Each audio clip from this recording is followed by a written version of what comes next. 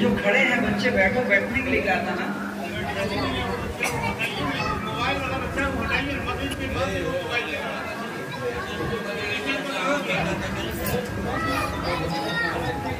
آج جامعہ حسینیہ سوناپور سکٹی نیپال کی سرحد پہ ہم موجود ہیں. ہمارے درمیان حضرت مولانا جلال الدین صاحب دامت بزرگ شخصیت یہاں تشریف فرما ہے. ساتھ میں ہمارے بڑے مشفق، بڑے محسن، بڑے ہی میرے ہمدرد، میری زندگی کے دعا گو، ہر دل امید علمی شخصیت سوناپور سکٹی اور سرحد نیپال کے معناز عالم دین حضرت مولانا بشیر الدین صاحب مظہری، جنہوں نے اس ادارے کے اندر اپنی دین کی جوانی کے 40 سال ایام گزر کیے، وہ یہاں تشریف فرما ہے. آنے کے بعد حضرت نے جس محبت کا میرے ساتھ سلوک کیا، گلے لگایا، سر پہ ہاتھ رکھے، دعائیں دی، محبتوں سے نوازا، یہ ان کا اعلیٰ ذوق ہے. بڑوں کی شان بڑی ہو، پیڑ والے پھل جھک کے ملا کرتے ہیں، اور بغیر پیڑ والے پھل مغرور اور متکبر رہتے ہیں. اور یاد رکھنا، مغرور اور متکبر پھل ہمیشہ آندھیوں میں ٹوٹ جاتے ہیں، اور جھکنے والی شاخیں تو ٹوٹتی ہیں، پیڑ سلامت رہتے ہیں. بے شک بے شک.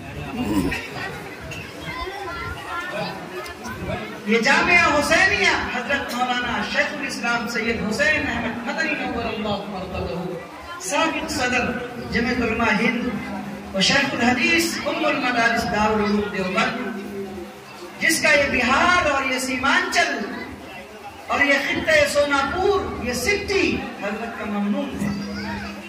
آپ کے بابرکت اور مبارک نام کے ساتھ منسوب یہ ادارہ عصری اور دینی تعلیم کا حسین سرگم ہے. میں مولانا شہاب الدین صاحب، حافظ اکرام صاحب، دیگر تمام اساتذہ کا، جنہوں نے مجھے یہاں مدعو کیا، بلکہ 1 سال سے بار بار مجھے دعوت دے رہے تھے، میری سوئے نصیبی، خرمہ نصیبی کہ میں آ نہ سکا. میں منتظمین مدرسے سے معذرت خواہ ہوں، آپ کی دعوت میں حاضر نہ ہو سکا. ابھی گزشتہ جلسہ بھی تھا آپ کے یہاں بڑا، اس میں بھی مجھے آنا تھا، لیکن اتفاق اس دن 2-3 پروگرام تھے. میں یہاں تک آیا تھا. مولانا لال محمد صاحب ظاہری دامت برکاتہم در یتیم جو کامت ہاٹ پہ گروپا پہ مدرسہ ہے، میں وہاں آیا اور عشاء تک کے پروگرام میں وہاں شریک رہا. اس سے پہلے میں 3 پروگرام اس دن کر چکا تھا. چوتھے کا یہ ارادہ تھا کہ عشاء پڑھنا ہے، یہاں شریک ہونا ہے، لیکن ہمت نے جواب نہیں دیا اور پھر نہ آ سکا. پرسوں مولانا شہاب الدین صاحب نے دعوت دی اور آنے کے لیے اصرار کیا.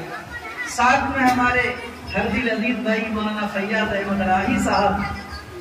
مجھ کو بھیبڑا چوک جوکی ہاٹ کے کچھ دوستوں نے ان کی شکایت پہنچائی کہ فیاض بھائی تم سے بہت ناراض ہیں، تم نے کئی پروگرام اور جلسے کی دعوت کے باوجود سکٹی سوناپور میں حاضری نہیں دی، ان سے انہیں قلبی تکلیف ہے. میں نے کہا کہ جلد ہی میں ان کی قضا کروں گا انشاءاللہ. اور جب پرسوں فون آیا مولانا شہاب الدین صاحب کا، تو میں نے فوراً فیاض بھائی کو فون کیا کہ آپ پختہ ارادہ ہے، سب کام کو چھوڑ دیں گے. حالانکہ آج ہماری چھوٹی امی کا کل آپریشن ہوا ہے، وہ پورنیہ میں ہے، ڈاکٹر کے یہاں ہے، لیکن آپریشن کل ہوا. میں نے وعدہ پرسوں نہیں کر لیا تھا، اس لیے میں نے کہا کہ لگتا ہے کہ اسی طرح چلتا رہتا ہے، آج تو مجھے جانا ہے. سرحد نیپال پہ آپ ایک خوبصورت مدرسہ چلا رہے ہیں. میں منتظمہ کمیٹی کو، یہاں کے اراکین کو، یہاں کے باشندوں کو، یہاں کے مسلمانوں کو اور یہاں کے ان غیور اہل ثروت کو مبارکباد پیش کرنا چاہتا ہوں کہ میں بھی کمرے کمرے گھوم کے آیا. میری عادت ہے کسی مدرسے میں جاتا ہوں، کمروں میں 3 نیت سے گھومتا ہوں.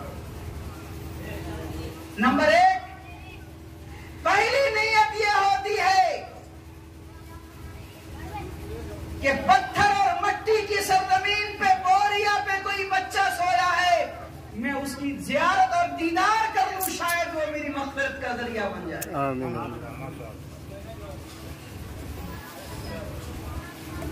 میں جس مدرسے میں گیا، میں نے کوشش کیا کہ مہمان رسول کے بستر کو دیکھے ہوں۔ مسلمانوں، ان چھوٹے بچوں کو جانتے نہیں جن کے پھٹے پرانے بستر ہیں، ٹوٹی ہوئی پیٹیاں ہیں، پھٹے پرانے کپڑے ہیں۔ کتنے ایسے بچے ہیں جن کو صابن نہیں ہے اور ان کے کپڑے صاف نہیں ہوئے۔ کتنے بچے بیچارے ایسے ہیں کہ ان کے ماں نے پیسے دیے تھے تو وہ ختم ہو گئے، آگے پیسے نہیں۔ وہ دولت والے، وہ روپے والے، وہ عہدے والے، وہ پردھانی والے، وہ کرسی والے، وہ سیاست والے، اپنی آخرت کی خیر مناؤ۔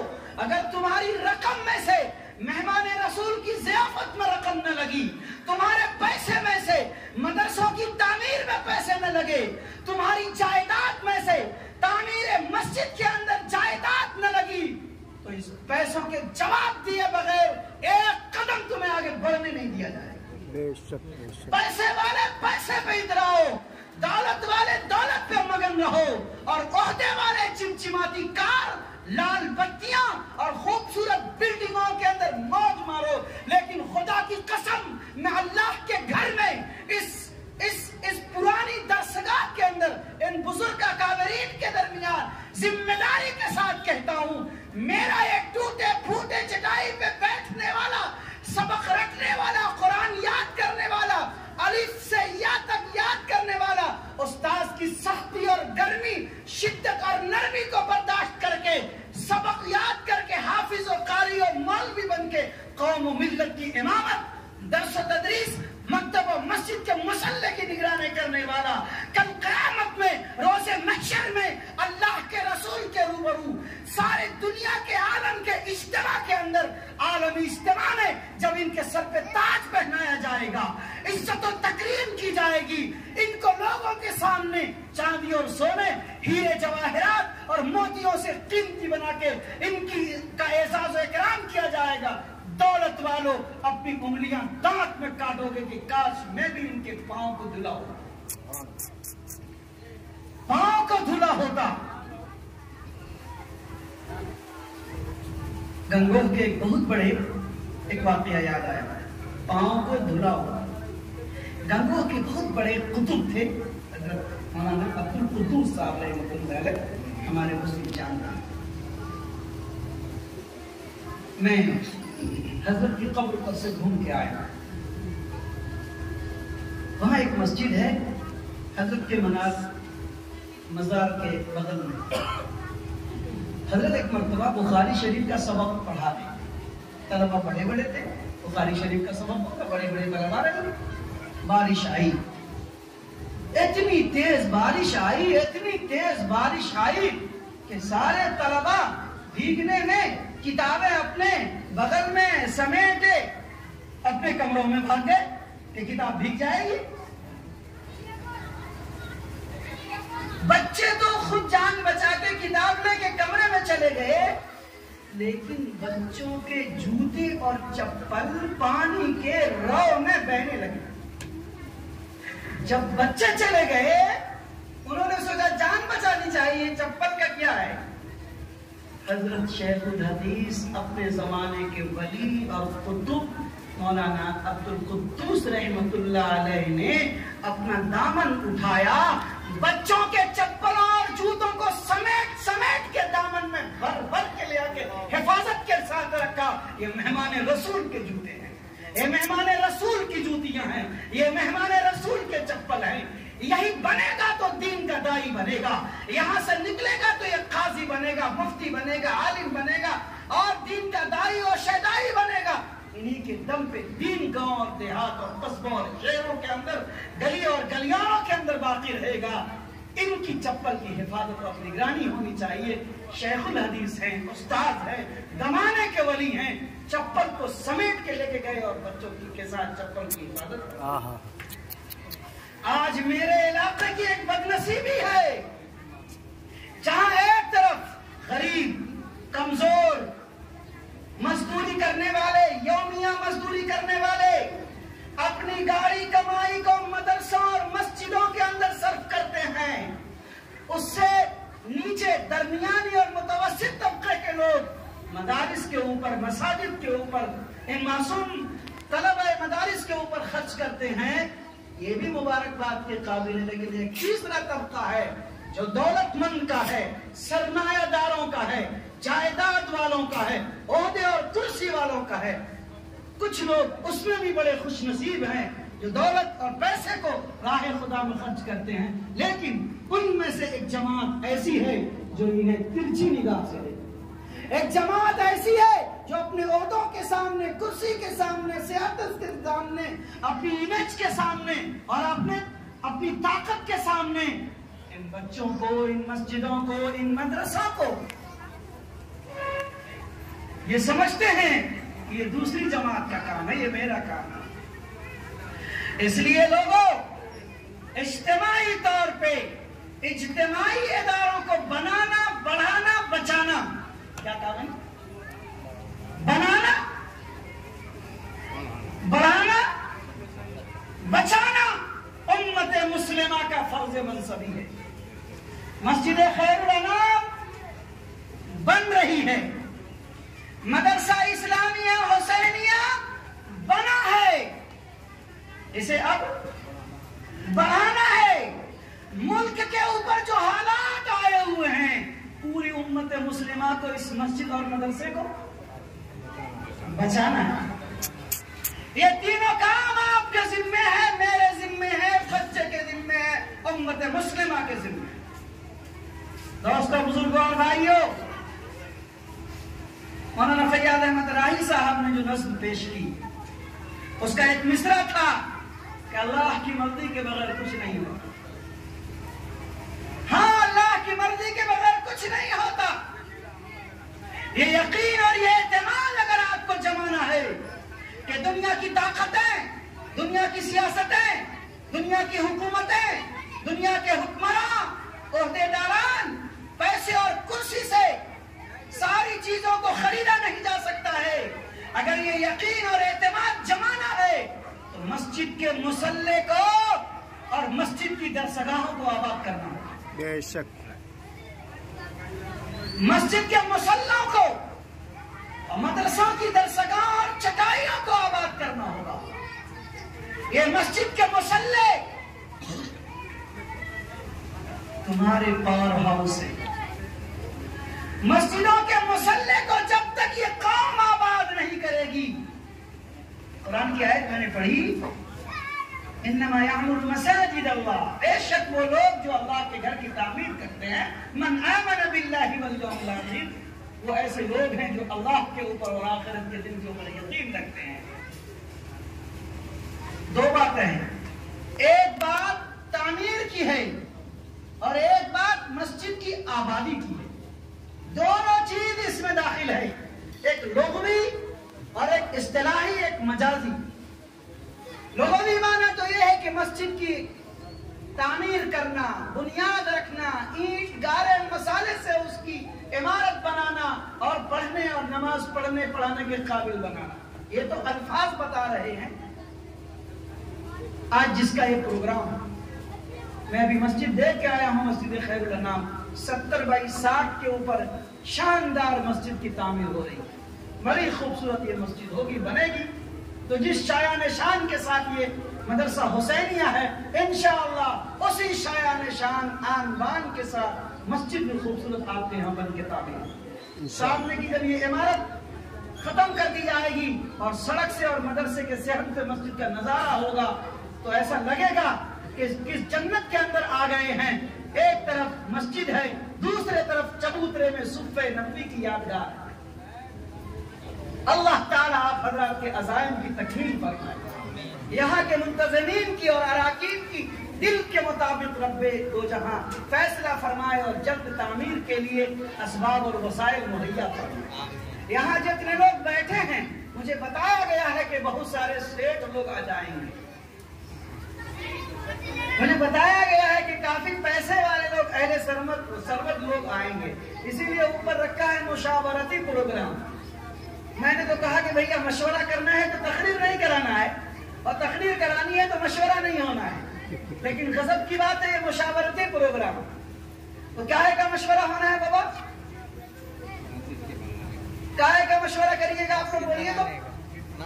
مسجد بنانے کے لیے سب لوگ تیار ہیں؟ مسجد بنانے کے لیے ہاتھ اٹھائے رکھیے، جلدی گرائیے گا نہیں۔ مسلمان ایک مرتبہ جوش میں ہاتھ اٹھاتا ہے، اس کے بعد لگتا ہے کہ اس کے کانوں میں مکمل درد ہے۔ اٹھائیے، مضبوطی کے ساتھ اٹھائیے، اور میں کہہ رہا ہوں میری بات کو یقین کیجئے، اس بازو کو مضبوط بنائیے، اس طاقت، اس ہاتھ کو مضبوط بنائیے۔ اور اگر ہاتھ کو مضبوط بنانا ہے تو مولانا واصف قاسمی نے کہا اس کے خون کا انجیکشن، اس کے خون کا دوران حلال پیسے سے ہونا چاہیے، تب یہ ہاتھ اٹھے گا، ورنہ یہ ہاتھ اٹھے گا نہیں، جھک کے رہے گا۔ انشاءاللہ ہم لوگ مسجد کی تعمیر کریں گے تمام سیٹھ لوگوں سے گزارش ہے، میں نے پہلے مولانا شہاب الدین صاحب سے کہا کہ میں چندہ نہیں کر پاتا ہوں، مجھ کو چندے کی مہارت نہیں ہے، لیکن الحمدللہ اتنا تو یقین ہے کہ خدا کے نام پہ، رسول کے نام پہ، رسول کے مدرسے، مہمان کے نام پہ، خدا کے گھر کے نام پہ جب کوئی بندے مومن آواز لگاتا ہے تو زنگ آلود ایمان تازہ ہو جاتا ہے۔ بے شک یہ اکیلی قوم ہے پوری دنیا میں، یاد رکھنا، بات کو سمیٹتا ہوں، مختصر کروں گا، یہ اکیلی قوم ہے مسلم پوری دنیا میں جس کو ایک اسپرٹ ایسی ہے جو انجانے میں وہ اسپرٹ کبھی کبھی کرنٹ کی طرح لگتی ہے تو یہ قوم، مردہ قوم دوڑ پڑتی ہے۔ ایک اسپرٹ ہے اکیلی پوری دنیا میں، ایک ہی قوم ہے جس کا نام ہے مسلمان۔ وہ قوم کی اسپرٹ کیا ہے؟ وہ جو جذبہ تحریک اس کو بیدار کرتا ہے وہ کیا ہے؟ وہ اللہ اور رسول کی نسبت ہے۔ میں نے دیکھا کتنی مرتبہ کہ چور، اچھکا، شرابی، کبابی، جواری، عیاش، فحاش، بدکار، گنہگار، ایسا نوجوان جن کو ہم تھو کر کے کنارہ کرتے ہیں، حالانکہ نفرت معصیت سے ہونا چاہیے، معصیت والے سے نہیں ہونا چاہیے۔ نفرت گناہ سے کرنا ہے، گنہگار سے نہیں کرنا، یہی کہتے ہیں۔ نفرت گناہ سے ہونا ہے، گنہگار سے، ارے بولو بابا، مشورے کی مجلس سے بولیے، نفرت کس سے کرنا ہے؟ گناہ سے کرنا ہے، گنہگار سے نفرت نہیں کرنا ہے۔ دیکھو نا، ماں کے گود میں بچے نے پخانہ کر دیا، ماں کی گود میں بچے نے پخانہ کر دیا، بولیے ماں بچے سے نفرت کرتی ہے کہ بچے کی غلاظت سے نفرت کرتی ہے؟ بولیے بھائی، ارے بولیے بھائی، کس کو دھلتی ہے وہ؟ کس کو صاف کرتی ہے؟ کس کو کاٹ کے پھینکتی ہے؟ پخانے کو، گندگی کو، بچے کو کاٹ کے نہیں پھینکتی، صاف کر کے گلے سے لگا دیتی۔ ارے ڈاکٹر کے یہاں دیکھیے نا، مریض کینسر کا مریض جاتا ہے، ہاتھ کٹا، پاؤں کٹا اور کیڑے مکوڑے کے ساتھ زخم لے کے جاتا ہے، بولو ڈاکٹر مریض سے محبت کرتا ہے کہ نفرت کرتا ہے؟ یا نفرت اگر مریض سے کرتا ہے کہ اس کی بیماری سے کرتا ہے؟ ارے بولو بابا، بیمار سے نفرت کرتا ہے کہ بیماری سے کرتا ہے؟ بیماری سے نفرت کرتا ہے، بیمار سے نہیں۔ اگر بیمار سے وہ نفرت کرے گا تو بیچارہ علاج نہیں کرتا۔ ہم جس کیڑے کو دیکھ کے ہمت نہیں کر پاتے، ڈاکٹر اپنے ہاتھ سے اس کیڑے کو صاف کرتا ہے۔ میں کہہ رہا تھا ایک اسپرٹ ہے پوری دنیا میں، اس قوم میں، وہ خدا اور رسول کے نام ہے، دین اور مذہب اور شریعت کا نام ہے۔ آپ کو اگر اندازہ لگانا ہے، یہ جو میرے نوجوان ہیں، یہ جو مومن ہیں، یہ جو مسلمان ہیں، جو گنہگار ہیں، اگر ان کے ایمان کو، کہنے والے کہتے رہتے ایمان مر گیا، ایمان ختم ہو گیا، کچھ بھی بھی باقی نہیں، سب بے ایمان ہے، سب فلا ہے، یہ کہنے کی بات ہے۔ میں یہ کہتا ہوں کہ ایمان ہے، زنگ آلود ہے۔ اسی لیے اگر آپ پوری دنیا میں ہسٹری اٹھا کے دیکھیے، خاص طور پہ آج اگر قرآن کے ورق کو کسی ملک میں، کسی اسٹیٹ میں، کسی علاقے اور خطے کے اندر اگر کوئی آگ لگاتا ہے، نعوذ باللہ، بے حرمتی کرتا ہے، نعوذ باللہ، گندا سے گندا نوجوان اگر ایمان والا ہے تو اس کی اسپرٹ جو قرآن سے ایمانی رشتے کی ہے وہ اس طرح جاگ جاتی ہے کہ اچھا ولی عالم کو شاید خبر پہنچتے اتنا تیز نہ آئے جتنا اس نوجوان کو آئے۔ یہ ایمان کو جانچنے کا آلہ ہے، یہ اسپرٹ ہے۔ آپ اس اسپرٹ کو، اس ایمان کی طاقت کو بچا کے رکھیں۔ ملک کے حالات اچھے نہیں۔ میں نے گزشتہ جمعہ کو، ابھی تو پرسوں جمعہ تھا، ایک مسجد میں کہا ایک بات، بڑی اچھی مثال میرے دل میں آئی، بات کرتے کرتے آپ کو پیش کرتا ہوں۔ ابھی قربانی گزری ہے، آپ کے گھر میں چھری تھے، ہتھیار تھے، جس سے جانور کو ذبح کرنا تھا، آپ نے کیا کیا؟ قربانی کے دن سے 2 دن، 4 دن، 5 دن، ہفتہ دن پہلے ساری چھری کو تیز کرایا۔ کیوں؟ نئی خریدنے کی ضرورت نہیں تھی، جو پرانی تھی اسی کو لے جا کر کے ہم نے لوہار کے یہاں تیز کرا لیا۔ حتیٰ کہ حدیث میں حکم ہے کہ جب جانور کو ذبح کرو تو اس کے سامنے میں دھار نہ کرو، تیز چھری کو نہ کرو، پہلے سے کر کے لاؤ تاکہ جانور کو تکلیف نہ ہو، ڈر نہ ہو۔ اگر آپ اس دھار کو تیز کر کے نہیں لائیں، اسی ہتھیار، اسی چھری کو لے کے چلے آئیں، تو بولیے جانور ذبح ہوگا کہ نہیں ہوگا؟ یا تو کبھی نہیں ہوگا، اور اگر ہوگا تو جانور کو بڑی شدت ہوگی، بلکہ وہ اٹھا پٹا ہو گئے قربانی کرنے والے کی قربانی کر ڈالے گا۔ میرے اور آپ کے سینے میں جو ایمان ہے، میرے اور آپ کے سینے میں جو اسلام ہے، میرے آپ کے سینے میں جو قرآن ہے، گناہ کرتے کرتے یہ زنگ آلود ہو گیا ہے، تھوڑا سا اسے پجا دینا ہے، اسے پجا دینا ہے، اسے تیار کر دینا ہے۔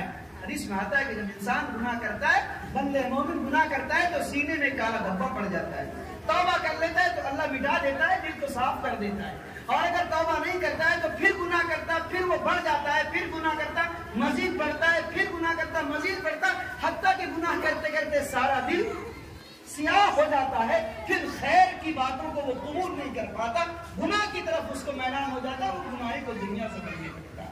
دوستو، بزرگوں اور بھائیوں، ملک کے ان حالات میں آپ سے 2 باتیں کہتا ہوں، بات کو سمیٹنے کی کوشش کرتا ہوں۔ نمبر 1، اللہ رب العزت کی بارگاہ میں توبہ کی، رجوع الی اللہ، اللہ کی طرف لوٹیے، پلٹیے اور توبہ کا اہتمام کیجیے۔ توبہ کی حقیقت 3 چیزیں ہیں، شرطیں حضرت علی مرتضی رضی اللہ عنہ کے مطابق 6 ہیں، میں بھی تفصیل کروں گا، تاخیر ہو جائے گی، حقیقت کو بیان کرتا ہوں کہ توبہ کی حقیقت 3 ہے۔ نمبر 1، کیے ہوئے گناہ پہ ندامت کرنا، شرمندگی کرنا۔ میں چور تھا، غلط کیا، میں نے شراب پی، غلط کیا، باپ کو تماچا مارا، نہیں مارنا تھا، ماں کو گالی دی، نہیں دینا تھا، بیوی کو ڈرایا دھمکایا مارا پیٹا، نہیں کرنا تھا، مدرسے کو برا بلا کہا، نہیں کرنا تھا، مولوی کے پیچھے ہم نے تبرہ بڑھا، نہیں کرنا تھا، مسجد مدرسہ سے دور رہے، نہیں رہنا تھا، بچوں کو دینی تعلیم نہیں دی، دلانا تھا۔ افسوس، ندامت، شرمندگی۔ نمبر 1، توبہ کی حقیقت۔ نمبر 2، اس گناہ کو چھوڑ دینا، ترک معصیت، جو گناہ کر رہا تھا اس کو چھوڑ دینا، اب نہیں کرنا وہ گناہ۔ نمبر 3، آئندہ کبھی بھی اس گناہ کو نہ کرنے کا پختہ عزم اور ارادہ کرنا۔ یہ 3 کا میرا مسلمان بھائی کیا کرتا ہے، کیسے توبہ کرتا ہے؟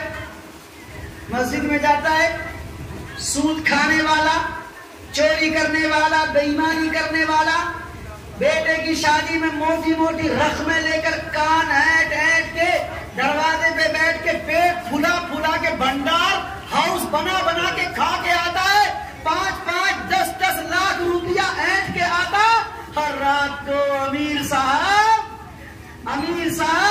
ملا جی، امام صاحب اور یہ گاؤں کے چودھری صاحب، یہ مکھیا جی، ممبر صاحب، وارڈ کونسلر، یہ سمیتی صاحب، یہ سارے بڑے بڑے نیتا جی رات کو جا کے کہتے سجدہ میں تہجد پڑھ کے اللہ میاں توبہ، اللہ میاں توبہ، اللہ میاں توبہ۔ 3 حقیقت میں نے بیان کی۔ نمبر 1 شرمندگی، نمبر 2 گناہ چھوڑنا۔ گناہ نہیں چھوڑو گے توبہ نہیں ہوگا۔ چوری کرنے والا توبہ یہ کہ چوری آج چھوڑو، پیسے مانگنے والے جہیز میں توبہ کرو اس شرط کے ساتھ کہ آئندہ کبھی پیسہ نہیں لیں گے، بھوج نہیں کھائیں گے، بارات میں نہیں جائیں گے، شادیوں کو آسان بنائیں گے، مسنون بنائیں گے، آسان کریں گے نکاح۔ بات آ گئی تو بڑے دکھ کی بات بتاتا چلوں کہ قوم کی بیٹیاں مرتد ہو رہی ہیں، اور رپورٹیں پڑھیں گے آپ بھارت کی، اور اگر یہ سلسلہ جاری رہا تو 5-10 سال ہوتے ہوتے ہم کو لگتا ہے کہ جو آج لاکھوں لڑکیوں کا سروے ہے وہ کروڑ میں پہنچ جائے گا جو مرتد ہو جائے گا۔ مرتد ہونے کی کئی وجوہات ہیں۔ نمبر 1 بنیادی دینی تعلیم سے وہ محروم ہے، اعلیٰ تعلیم دلوا رکھی ہے، اعلیٰ تعلیم دلوا رکھی ہے، آزادانہ ماحول ہے، موبائل کی آزادی ہے، باپ خوب پیسے کما رہا بیٹی کو دے رہا ہے اور بیٹیاں موبائل پہ اڑا رہی ہے، ہر پر رات چیٹنگ میری بیٹی کرتی ہے، آپ کی بیٹی کرتی ہے، میرے سماج کی بیٹی کرتی ہے، اور پھر سارے معاملات آپ کو حیرت ہوگی اتنے مقدمے ہو چکے ہیں۔ اب تو مقدمے کے اندر جب بیٹی کو عدالت میں کھڑا کیا جا رہا ہے، اللہ کے گھر میں ہم بیٹھے ہیں، ہم کیا بول رہے ہیں؟ اپنے بھائی و آپ سے بول رہے ہیں۔ باپ کو کھڑا کیا جاتا ہے، باپ کو کھڑا کیا جاتا ہے، بیٹی کھڑی رہتی ہے، اس کا بوائے فرینڈ رہتا ہے جس کے ساتھ اس نے شادی رچائی ہے، مذہب دوسرا ہے، اور حاکم اور منصف اور جج پوچھتا ہے کہ یہ کون ہے، تو بیٹی یا تو یہ جواب دیتی ہے، بلکہ پہلے جواب دیتی تھی کہ ہے تو میرا باپ لیکن شادی میں نے اپنی مرضی سے کی، اور اب یہ جواب نہیں دیتی، کہتی ہے کہ میں اسے پہچانتی نہیں۔ اللہ کیا کہتی؟ نہیں پہچانتی نہیں۔ کیسے دن آ گئے، اور قوم کے نوجوانوں، یہ کون ہنس رہا ہے؟ یہ نوجوان کیوں ہنستا ہے؟ یہ ہنسی تمہیں لے ڈوبے گی۔ خدا کے واسطے نوجوانوں، تمہارے اوپر قوم کو آسرا ہے، قوم کی امیدیں ہیں۔ بوڑھے تو جانے والے ہیں قبروں میں، وہ تو اب سرپرستی کریں گے معاشرے کے لیے، کام تو نوجوانوں کو کرنا ہوگا۔ اور گایا پینے والوں، شراب پینے والوں، کورکس پینے والوں، موج مستی کرنے والوں، ہر رات موبائل کو دینے والوں اور دن بھر chatting, WhatsApp, social media کے اوپر لگے رہنے والوں، قوم پہ بہت بڑی آفت آئی ہوئی ہے۔ اب اس قوم کا رکھوالا مالک خدا کے سوا کوئی نہیں۔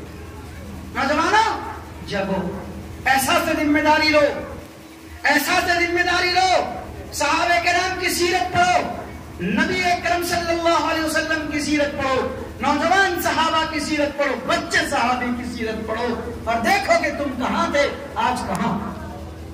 زندہ کرو وہ اسپرٹ کو جو زنگ آلود ہے، اور اس ایمان اور اسلام کو جس کو دھار دینے کی ضرورت ہے، اس کو زندہ کرو۔ میں آپ حضرات سے کہہ رہا تھا، حالات اتنے بدتر ہو چکے ہیں۔ توبہ کرنے کے لیے 3 کام میں سے دوسرا کام میں نے بتایا تھا، گناہ کو چھوڑ دے۔ اس لیے گناہ کو چھوڑنے کے لیے عزم کرو کہ ہم گناہ کو چھوڑتے ہیں، ہم گناہ کو چھوڑتے ہیں، گناہ کو چھوڑتے ہیں، رب کو پکڑتے ہیں، پھر توبہ ہوگا۔ اللہ تعالیٰ مجھے بھی اور آپ کو، ہم سب کو کہنے سننے سے زیادہ عمل کی توفیق نصیب فرمائے۔ محترم بزرگوں، دوستوں اور بھائیوں، وقت بڑے نازک، دور بڑا خطرناک، اور ملک کے ماحول انتہائی آپ دیدہ ہو چکے ہیں۔ اکابرین سر جوڑ کے بیٹھتے ہیں تو راہیں سمجھ میں نہیں آتے کہ کیا کیا۔ اس لیے آخری کام نمبر 1، توجہ دیجئے گا، بات کو ختم کرتا ہوں 2-1 منٹ میں۔ نمبر 1، مسجد، مدرسے، معاشرہ، 3 جگہ پہ 3 کام کرو۔ مسجد بنانا ہے، بڑھانا ہے، بچانا ہے۔ مدرسہ بنانا ہے، بڑھانا ہے، بچانا ہے۔ معاشرے کو بنانا ہے، بڑھانا ہے، بچانا ہے۔ تینوں جگہ تینوں کام کرو۔ جہاں مسجد بنی ہے اسے بڑھاؤ۔ میں نے کہا قرآن کی آیت پڑھتے ہوئے، ایک تو تعمیر ہے اینٹ گارے سے، اور دوسری تعمیر ہے مسجد کے مسلوں کو آباد کرنے سے۔ یہ بھی تعمیر ہے مسجد۔ ورنہ تو علامہ اقبال کا یہ شعر آئے گا، مسجد تو بنا دی شمپر میں ایمان کی حرارت والوں نے، من اپنا پرانا پاپی تھا برسوں میں نمازی بن نہ سکے۔ اس لیے مسجد میں اینٹ گارے اور پتھر اور سیمنٹ، لوہا اور سریا اور پیسہ لگانے کے ساتھ ساتھ پوری آبادی اپنی مسجدوں کو آباد کرے، مسجدوں میں نماز پڑھے اور خوب سے خوب اللہ کے سامنے میں گڑ گڑائے۔ دوسرا کام میں نے بتایا کہ بڑھانے کے ساتھ اس کو بچانا بھی ہے۔ بچانے کا راستہ یہی ہے کہ آپ مسجدوں سے رشتہ جوڑیے، نماز پڑھنے کے لیے آئیے۔ اچھا آخری بار ایک مثال دیتا ہوں، یہاں بغل میں نیپال ہے، بہت سے لوگ نیپال سڑک سے جاتے ہیں اور بہت سے لوگ پرانے راستے سے چلے جاتے ہیں۔ اب یہ بتائیے مجھے، یہ جو راستے ہیں بہت سارے ایسے بھی راستے ہیں جب آپ جانا چاہتے ہیں تو بھول جاتے ہیں، بھٹک جاتے ہیں، اور کچھ دور جاتے ہیں بائک لے کے، گاڑی لے کے، اور پھر واپس ہو جاتے ہیں، ارے کس راستے پہ آ گئے، یہ تو راستہ نہیں ہے۔ پھر کسی سے پوچھتے ہیں، وہ بتاتا ہے تو جاتے ہیں۔ کیا ہوا؟ کیا کہنا چاہتا ہوں؟ سمجھ رہے میری بات؟ توجہ دے رہے آپ؟ 25, 50, 100 سال پہلے جو راستے پہ آپ کے باپ دادا چلے تھے،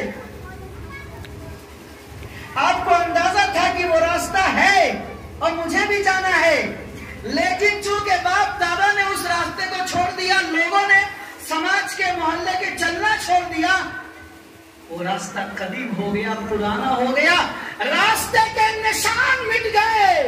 اس لیے اب تمہیں راستہ نظر نہیں آ رہا، پوچھنا پڑتا ہے تو بتایا جاتا ہے۔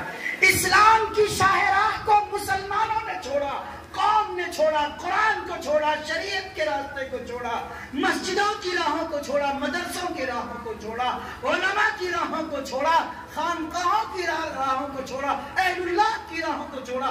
ہمارے آباء و اجداد نے، اکابرین نے، بزرگان دین نے جن راہوں کو آباد کیا تھا، ہم نے رشتہ توڑ لیا۔ وہ راستے ہیں لیکن میرے لیے اجنبی بن گئے، وہ راستے ہیں اجنبی بن گئے۔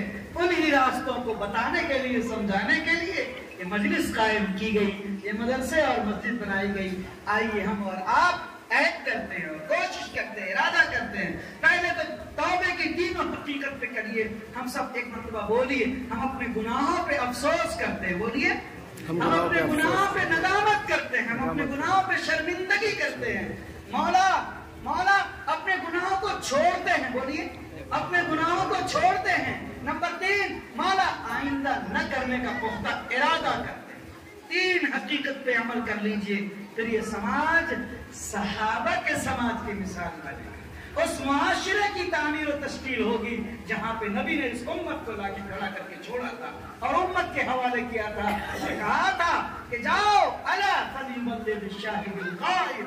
صحابہ کرام سے نبی اکرم صلی اللہ علیہ وسلم نے خطبہ حجۃ الوداع کے موقع سے کہا تھا کہ جاؤ تم امین ہو، قوم کے امین ہو۔ جو جہاں تھے صحابہ چلے گئے اور قوم و ملت کی خدمت کی، اسی لیے پوری دنیا میں صحابہ کی خبر ہے جو تھے جہاں نکل گئے۔ ہم اور آپ بھی یہاں ہیں، یہاں سے جائیے، اٹھیے اور عزم کیجیے ان باتوں پہ عمل کرنے کی کوشش کیجیے۔ میں پھر بات کو دہراتا ہوں اور سمیٹتا ہوں، آپ کو 3 کام کرنا ہے، مسجد کو، مدرسے کو، معاشرے کو۔ مسجد کو، مدرسے کو، معاشرے کو 3 کام کریے۔ آپ جتنا کام کرتے ہیں سب کام کرتے ہیں، تھوڑا سا وقت نکال لیجیے۔ 24 گھنٹے میں سے 1 گھنٹہ نکال لیجیے آپ، 24 گھنٹے میں سے 1 گھنٹہ، 1 گھنٹہ نہیں آپ کے پاس 30 منٹ، آدھا گھنٹہ نکال لیجیے، 30 منٹ نکال لیجیے مسجد کے لیے، مدرسہ کے لیے، معاشرے کے لیے۔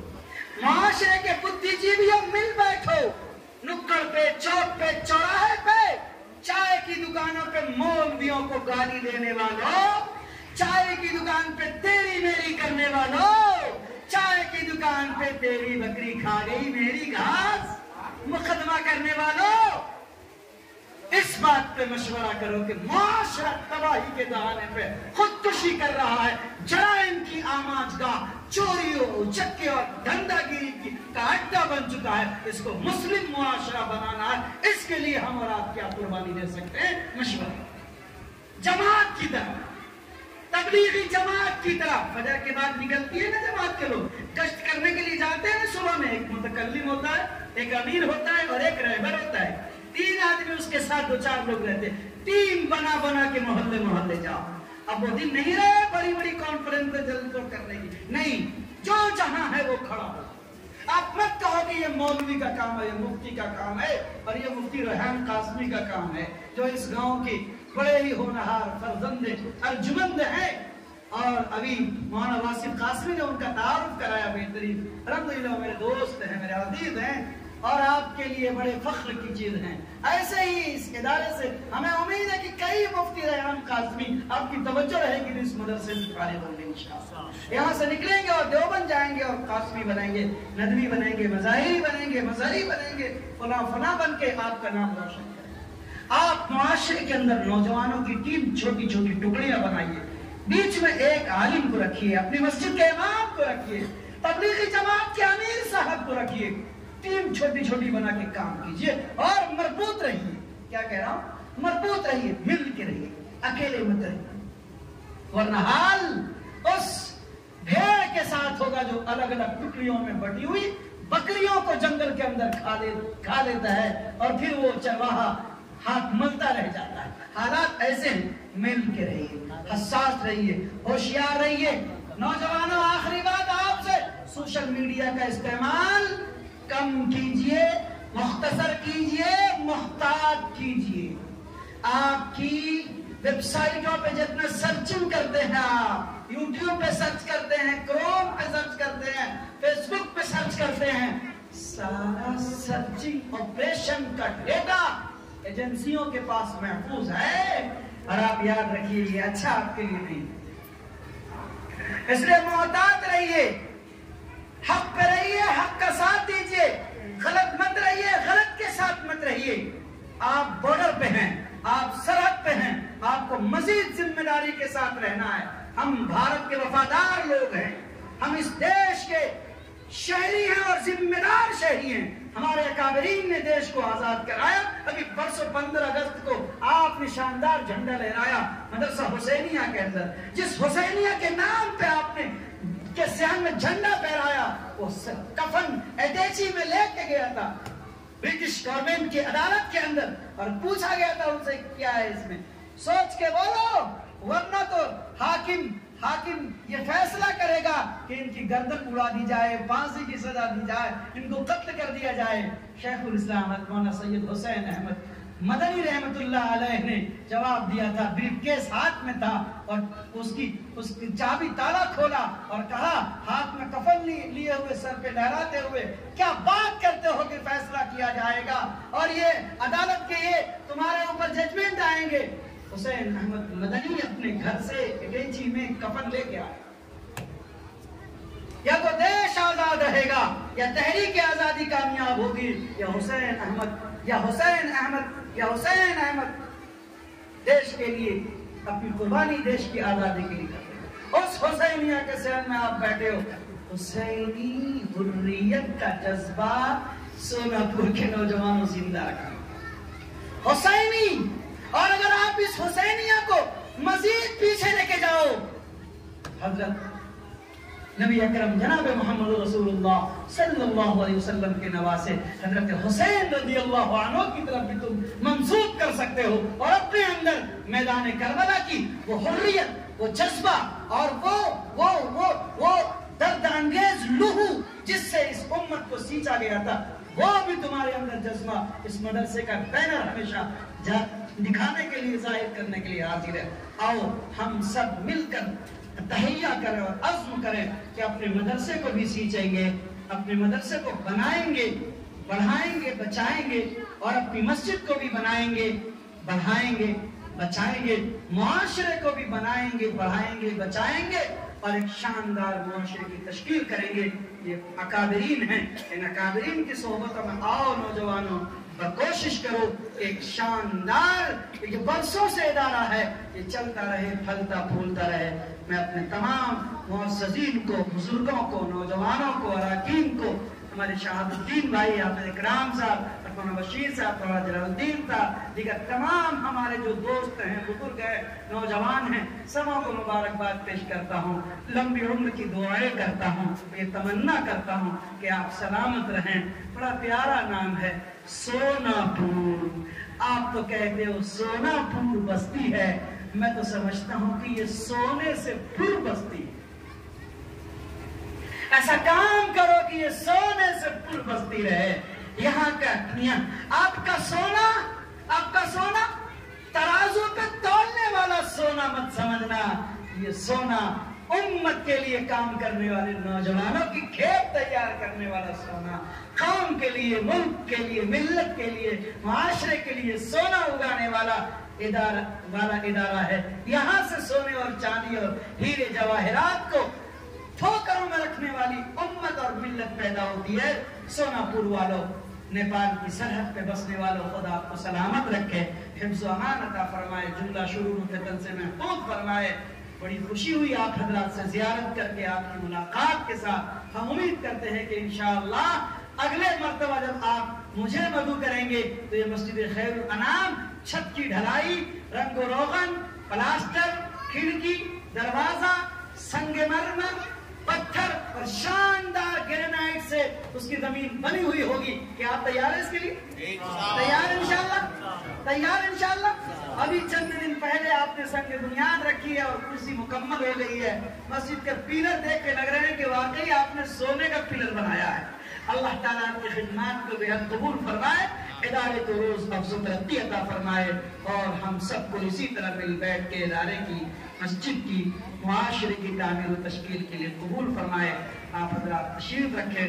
حضرت مولانا انوار عالم صاحب دامت برکاتہ ناظم عمومی دارالعلوم بہادر گنج، جو ہمارے اکابرین کے نمونہ ہیں، اسلاف کے نمونہ ہیں، ہماری بہت بڑی قیمتی اثاثہ اور قیمتی ملت کے سرمایہ ہیں، ہم سب علماء کے سروں کے تاج ہیں۔ آپ تشریف لانے والے ہیں، وہ دعا کریں گے اور پھر انشاءاللہ پروگرام ختم ہوگا۔ مجھے نکلنا ہے۔ ہم